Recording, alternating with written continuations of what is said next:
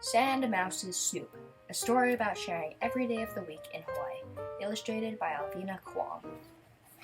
One Sunday morning, Sandmouse found a big empty pot. He thought, something belongs in this pot. On Monday, he borrowed a bay leaf from his neighbor on the left.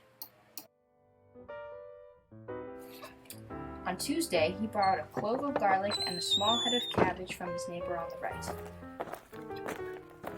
On Wednesday, he borrowed a link of Portuguese sausage, a tomato, and a big piece of ham from his neighbor in the front.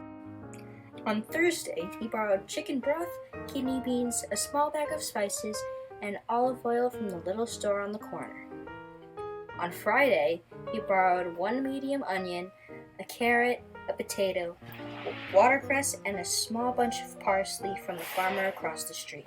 On Saturday, Sandmouse rolled up his sleeves and scrubbed the pot. Then he spent the rest of the day chopping, dicing, slicing, smashing, and measuring. The next day, another Sunday, Sandmouse put everything in his big empty pot.